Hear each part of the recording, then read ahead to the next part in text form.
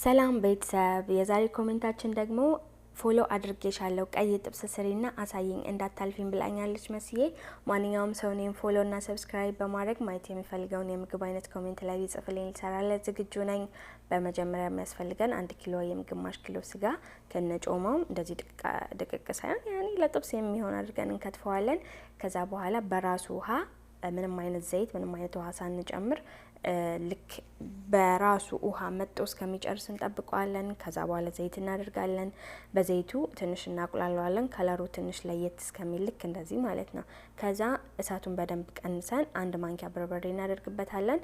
እሳቱን የምንቀንሰው በጣም የጋለ ከሆነ ከዘይቱ ጋር ጣዕሙን ስለሚቀይርብን ነው ማለት ነው።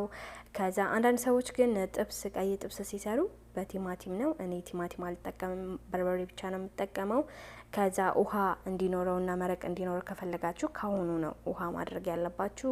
ከዛ በኋላ እኔ እዚህ ጋር የተጠቀምኩት የደረቀ ብሮስሙ የደረቀ የስጋ መጥበሻ ነው። እርጥቡ ቢኖር ይመረጣል።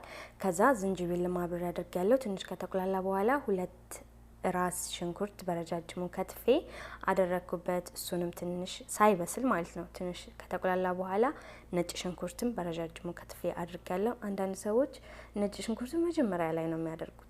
እንደነገርኳችሁ ሁሉም እንደየቤቱ እንደየሙያው ማለት ነው። ከዛ መጨረሻ ላይ ልክ እንደዚህ ሲበስልልን 1 ማንኪያ ወይም 2 ማንኪያ ቅቤ ጣል እናደርግበታለን። ግን ውሃ እንዲኖረው ከፈለጋችሁ መረቅ እንዲኖረው ከፈለጋችሁ ቅቤና ነጭ ሽንኩርት ከማረጋችሁ በፊት ውሃውን ብታረጉት ይመረጣል። አሪፍ የሚሆነው ጣዕሙ የሚወጣው እንደዛ ነው።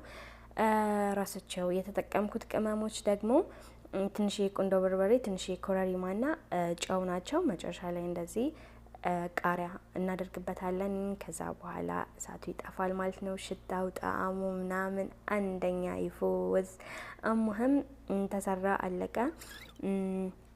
እዚህ ጋር ግልብጥ እናደርገዋለን ማለት ነው። ሹፍል ጀማል ብስሚላ ማሻአላ አንደኛ።